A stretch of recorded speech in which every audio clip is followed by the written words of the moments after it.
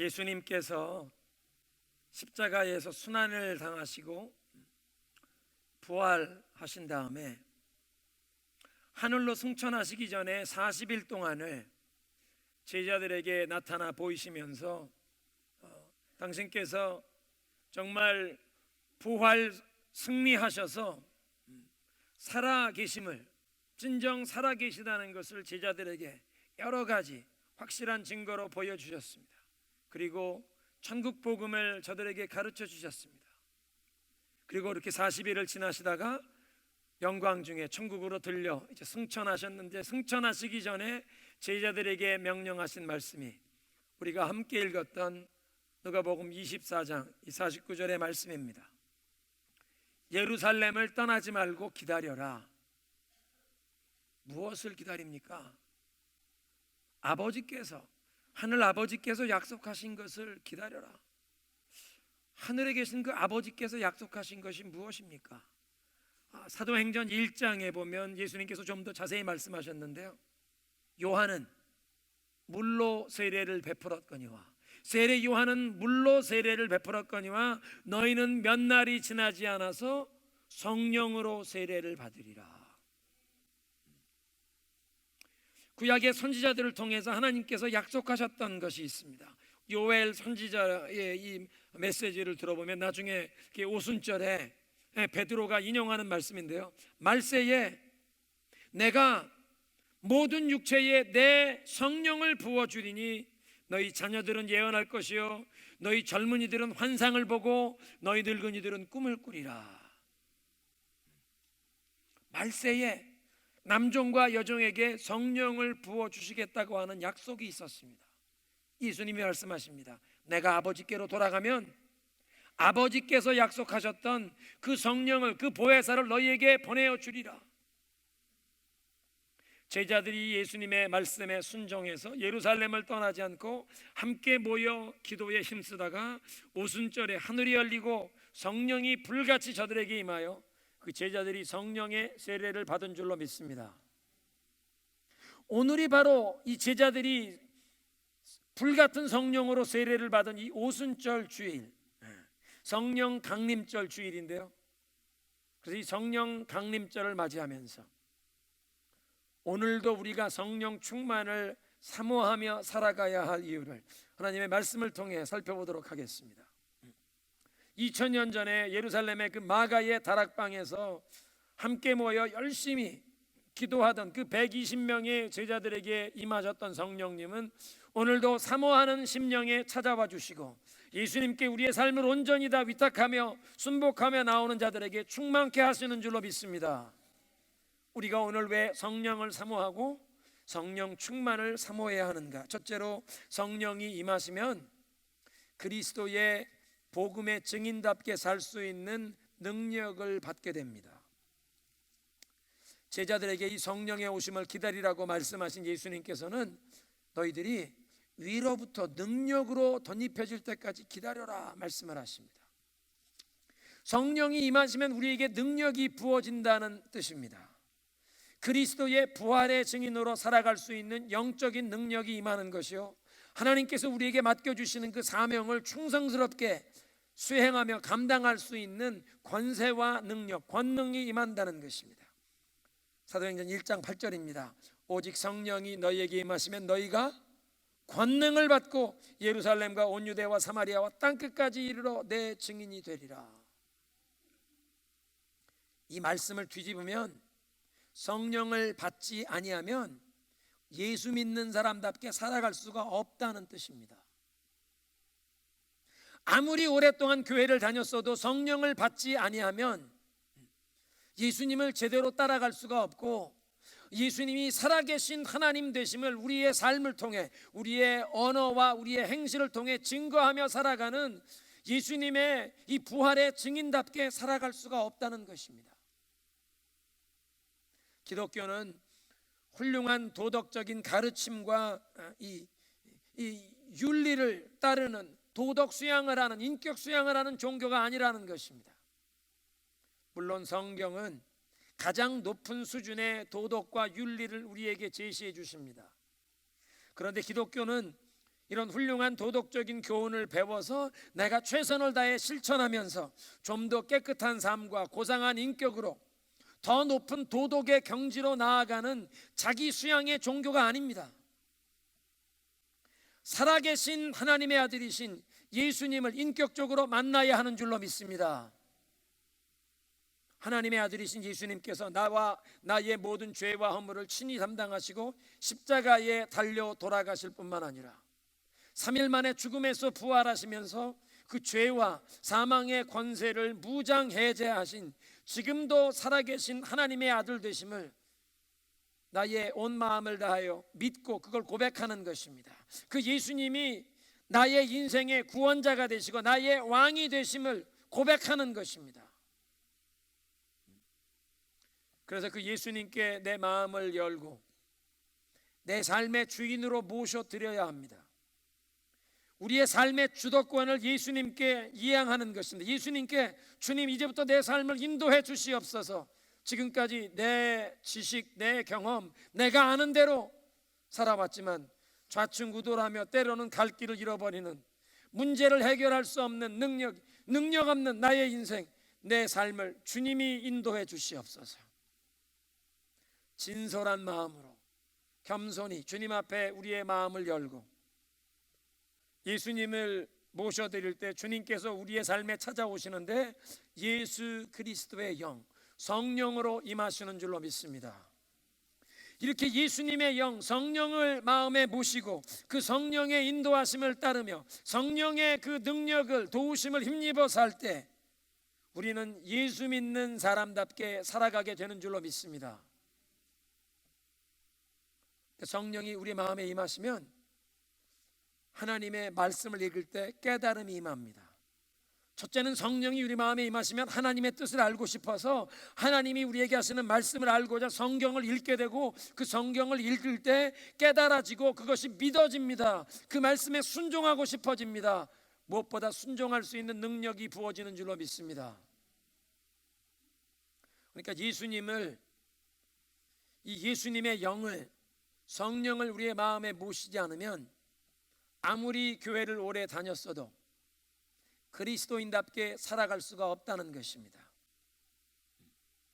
하나님을 내 온 마음과 뜻과 정성, 내 힘을 다해 하나님을 사랑하고 내 이웃을 내 몸처럼 사랑해라. 내 이웃을 사랑하는 정도가 아니라 원수를 사랑하라는 말씀을 보통 사람의 힘으로는 순종할 수가 없습니다. 근데 성령을 받으면, 성령이 우리 마음에 임하시면 그 말씀이 진리인 것으로 믿어지고 그 말씀을 순종하고 싶어지고 순종하고 싶은 마음뿐 아니라 순종할 수 있는 능력이 하늘로부터 임하는 줄로 믿습니다. 인생에 풀리지 않는 문제, 우리 가정에 오랫동안 쌓여있는 이 오해와 상처로 얽히고 꼬인 이 대인관계, 이것이 부부관계의 문제일 수도 있고 부모와 자녀의 문제일 수 있고 때로는 형제들 간에 또는 이웃 간에 서로 용서하지 못하는 상황 가운데 마음에 벽이 쌓인 이런 상황에 이 모든 문제 해결의 출발점은 성령의 도우심을 구하는 것인 줄로 믿습니다. 허물 많고 죄에 물든 우리 인간의 이 연약함으로는 문제를 해결할 수 없는 것이 많지만 예수님께서 친히 간섭하시면, 예수님이 친히 개입하시면 불가능한 문제가 없는 줄로 믿습니다. 한번 따라 하시겠습니다. 신통하면 인통하고 인통하면 물통한다. 하나님과 통하게 되고 하나님과 풀리면 대인관계에서 사람과의 관계도 통하고 풀리게 만드시고 사람과의 관계가 통하고 풀리게 되면 만물 모든 일이 풀리게 되는 줄로 믿으시기 바랍니다. 그러니까 먼저 우리는 하나님께 바른 관계로 나아가야 합니다. Get right with God. God will help you to get right with people. 먼저 하나님과 바른 관계에 놓여지면 사람과의 관계를 풀어갈 수 있는 은혜를 하나님이 부어주시고 사람과의 관계가 풀리면 사람들이 도와주면, 하나님이 도우시고 사람이 도와주면 문제는 해결되는 것입니다. 그러니까 먼저 겸손히 하나님께 우리의 마음을 열어드려야 하는 줄로 믿습니다. 예수님, 나를 구원해 주옵소서. 내 삶에 찾아오사 나의 모든 죄를 사하시고 이제 주님이 원하시는 모습으로 나를 새롭게 빚어 주시옵소서. 나에게 성령을 부어 주시옵소서. 우리에게 성령이 임하시면 하나님께서 맡기시는 그 사명을 충성스럽게 감당할 수 있는 능력을 받게 되고 예수님의 부활의 증인답게 살아갈 수 있는 영적인 능력을 우리에게 부어주실 줄로 믿습니다. 두 번째로 성령 충만을 사모해야 합니다.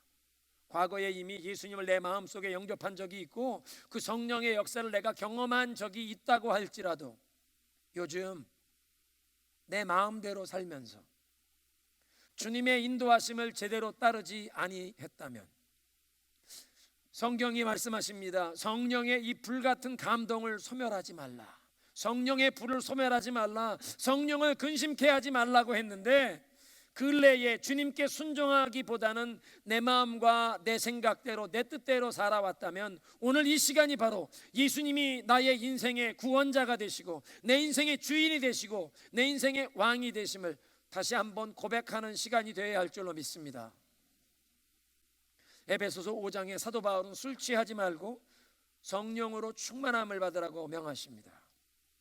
술에 취하면 알코올의 영향력 때문에 이 분별력이 흐려지고 자기 자신을 절제하는 자제력을 상실하게 됩니다. 술 취한 사람 보니까 이 목소리가 커지고 노래를 막 부르게 되는데요. 맑은 정신으로는 하지 못할 부끄러운 언행을 하면서 남들에게 폐를 끼치기도 하고 사고를 저지르기도 합니다. 술 취하면 되게 다른 죄를 함께 동반하기 때문에 방탕함의 출발점이 술 취함이라는 것입니다. 사도 바울이 술 취하지 말라, 이건 방탕한 것이다. 이 세상은 술 취한 방탕한 세상인데 이 세상의 방탕함을 대적할 수 있는 그리스도인의 삶의 비결은 성령 충만함을 받아라. 술 기운에 붙잡혀서 알코올의 영향력 아래 부끄러운 실수와 죄를 범하는 술 취하는 것과 대조하여 성령의 충만함을 받으라고 명하시는데요, 술 기운에 붙잡혀 사는 것이 아니라 성령의 기운 아래 살아라. 성령의 영향력, 성령의 인도하심에 온전히 이끌려 살라고 명하시는 줄로 믿습니다. 이렇게 성령님께 온전히 순복하여 사는 삶은 예수님을 내 인생의 주인으로 왕으로 모셔야 가능한 것입니다. 인생의 주도권을 그분에게 내어드려야 성령 충만을 받을 수 있다는 것입니다. 여러분, 지금까지 예수님을 내 인생에 모셔드렸는데 리빙룸에서 거실에 그냥 소파에만 앉아 계시라고 하고 우리 침실에는 들어오지 마, 서재에는 들어오지 마세요. 이 볼성스러운 사나운 곳 보면 창피하니까 우리 주방에 저 클라젯 옷장에는 열어보지 마세요. 예수님, 혹시 그런 모습으로 예수님을 여러분 인생에 어떤 부분은 예수님이 터치하지 못하도록 제한하며 살아오셨다면 오늘 이 예배 시간에 여러분의 인생의 모든 부분을 열어드리시기를 권면합니다. 예수님, 내 인생의 모든 부분을 열어드립니다. 주님이 찾아오셔서 청소할 것은 청소하시고 수리할 것은 수리하시고 정리할 것은 정리하시고 내 삶을 새롭게 빚어주시옵소서. 내 삶을, 우리 가정을 새롭게 하여 주시옵소서.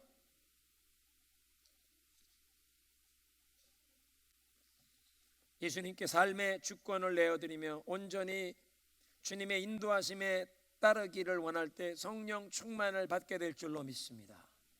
성령 충만은 어떤 신비한 종교적인 체험, 감정적인 체험이 아닙니다. 성령 충만이란 우리가 온전히 예수님께 순복하며 순종하며 그 성령님의 인도하심에 온전히 순종하면서 성령님의 지혜, 성령님의 능력, 성령님의 그 사랑, 예수님의 사랑이 우리의 삶에 충만하게 나타나는 것인 줄로 믿습니다. 성령 충만을 받으라. 영어로 be filled with the Holy Spirit이란 이 문장은 플레루스테 앤 프누마티, 플레루스테, 이 헬라어 문법을 이걸 좀 해석을 해드리면요, 이건 명령법 문장인데, 명령어 문장인데 수동태의 현재 시제입니다. 그 의미가 있는데요, 명령어라는 것은 우리가 순종하기를 기대하신다는 것입니다. 이 말씀에 순종해라. 성령 충만 받기를 사모해야 한다. 성령 충만 받으려면 비워야 합니다. 내 자아를 비워야 합니다. 죄와 욕심을 내려놓고 하나님의 거룩한 것으로 체험받을 수 있게 비워야 합니다. 모두 이 명령에 순종하며 성령 충만 받기를 사모하라는 것입니다. 그런데 두 번째, 수동태 문장이라는 것은 내가 이것을 이루는 것이 아니라 하나님께서 우리에게 이것을 이루어 주시는 것이라는 뜻입니다. 성령 충만은 내가 취하는 것이 아니라, 내가 이루는 경험이 아니라, 우리는 믿음으로 하나님께 나아가고 하나님이 우리에게 이루어 주시는 경험이라는 것입니다. 그런가 하면 현재 시제, 이 헬라어 문법의 현재 시제는 계속 반복이 된다는 의미가 있습니다. 그러니까 성령 충만을 받으라는 것이 한 번만 경험하는 것이 아니라 계속 반복되어야 한다는 뜻입니다. 그리고 이것이 또 복수형 문장입니다. 복수형 2인칭 명령어. 그건 무슨 얘기냐면, 너희 모든 사람, 이 말씀을 듣는 사람은 한 사람도 예외 없이 빠짐없이 성령 충만 받아라. 성령 충만 받기를 사모하라. 그 성령 충만 받을 수 있기 위해 쓸데없는 것, 죄악된 것 버리고 비우고 사모해라. 그러면 하나님이 이루어 주신다. 한 번이 아니라 계속 성령 충만을 사모하라고 명하시는 줄로 믿습니다. 술기운에 사로잡혀 부끄러운 일을 행하는 술 취함 빠지는 것이 아니라, 그 방탕함에 빠지는 것이 아니라 성령님의 인도하심에 온전히 순종하면서 예수님이 기뻐하는 뜻을 행하며 우리의 삶의 모든 부분에 성령의 지혜와 능력을 힘입어 사는 것이 드러나는 여러분의 복된 삶이 되시기를 그리스도의 이름으로 축원합니다. 한번 따라하겠습니다. 예수님을 주인 삼고 성령 충만을 받자. 예수님을 내 인생의 주인으로 삼고 성령으로 충만하기를 사모하실 때 주님께서 충만하게 임하실 줄로 믿습니다. 이렇게 성령 충만을 받으면 우리의 삶에 나타나는 변화가 있는데, 세 가지 결과가 에베소서 5장 19절에 말씀하십니다. 제일 먼저 언어가 바뀌는데요, 찬송을 부르게 됩니다. 19절에 시와 찬송과 신령한 노래들로 서로 화답하며 너희의 마음으로 주께 노래하며 찬송하며.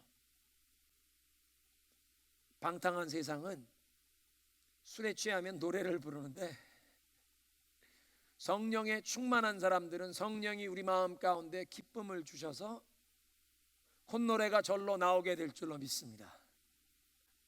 성령으로 충만함 받으면 우리의 마음속에 성령이 임하셔서 너는 하나님의 사랑받는 자녀라, 네 모든 죄가 사함받고 하나님이 너를 기뻐하신다, 하나님이 너를 돌보시고 이끄신다, 이 확신을 마음에 주셔서 마음에 기쁨이 임하여 그냥 찬양이 절로 터져 나옵니다.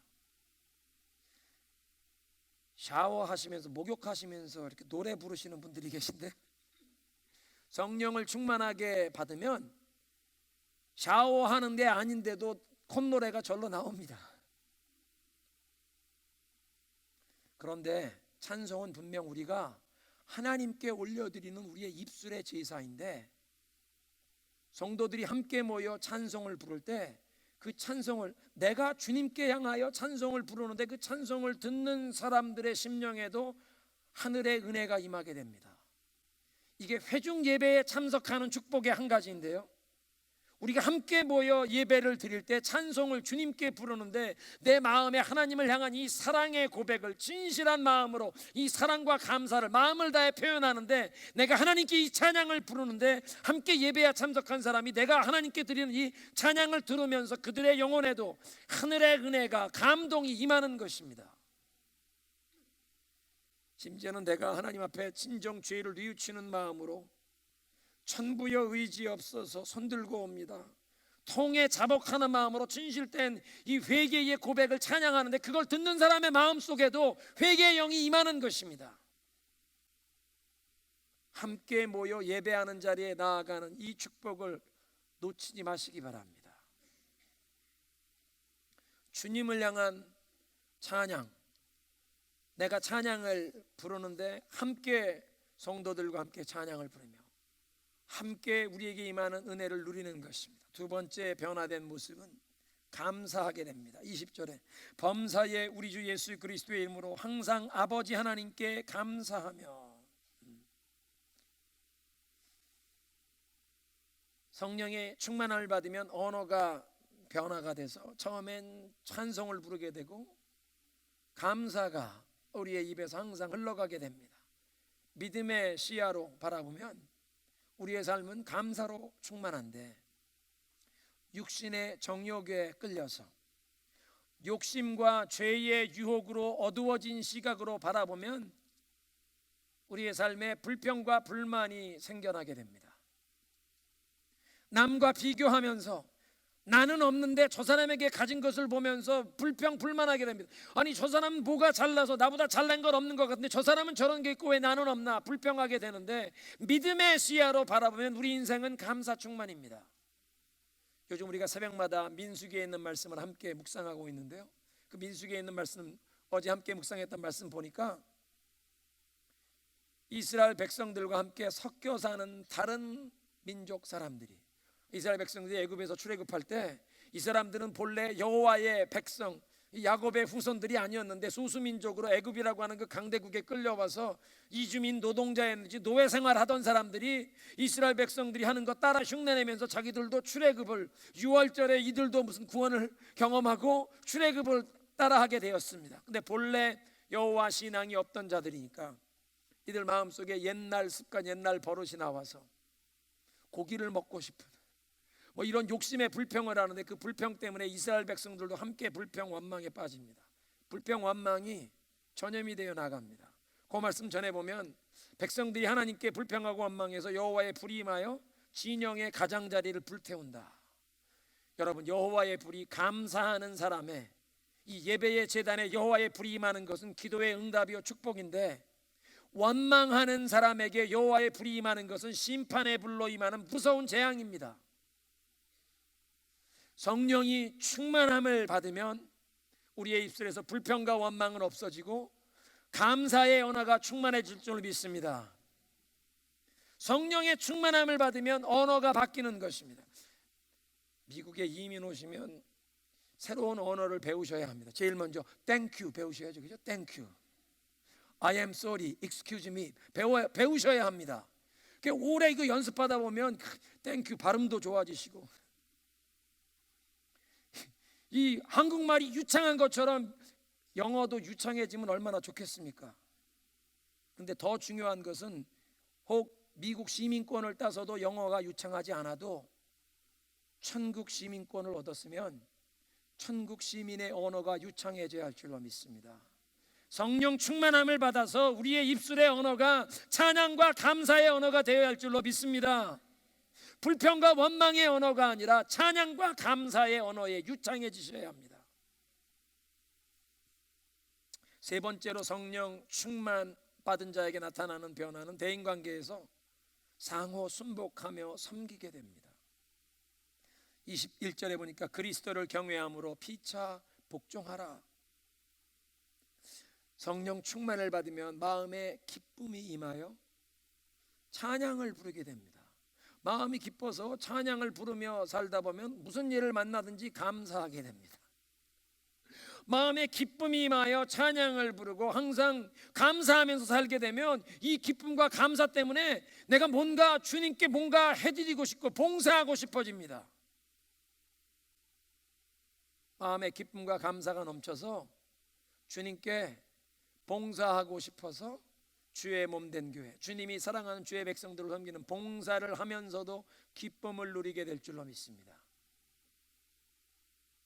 여러분, 그런 경험을 하셨을 텐데요.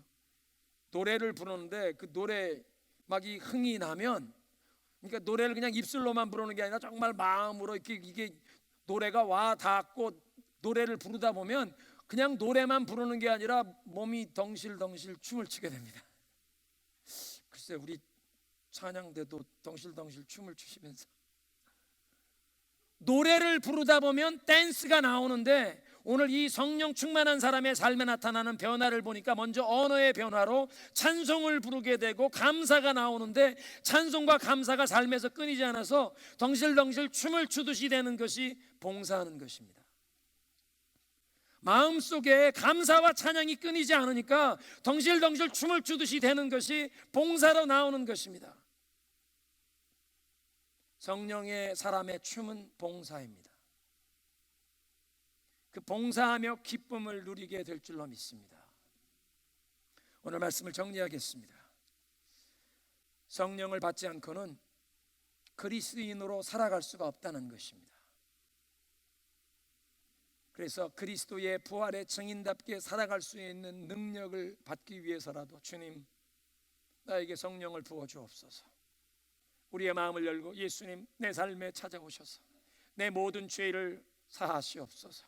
그리고 나를 새롭게 빚어주시옵소서. 나를 변화시켜 주시옵소서. 나에게 성령을 부어주시옵소서. 하나님이 나의 삶에 맡겨주시는 그 사명을 감당할 수 있는 영적인 능력을 받기 원합니다. 성령을 부어주시옵소서. 두 번째로 성령 충만을 사모하셔야 합니다. 쓸데없는 것은 비우고 성령 충만을 사모하라고 명령하십니다. 성령 충만은 하나님이 우리에게 이루어 주시는 것인데 한 번만이 아니라 반복 계속되어야 하게, 주님, 나를 성령으로 충만케 하옵소서. 성령으로 충만함 받아 찬양하며 살게 하옵소서. 감사하며 살게 하옵소서. 찬양과 감사가 내 영혼에 끊이지 않아서 덩실덩실 춤을 추듯이 이제 섬기며 봉사하며 살게 하옵소서. 우리 이런 마음을 성찬에 임하기 앞서 오늘 주신 말씀 붙잡고 기도하겠습니다.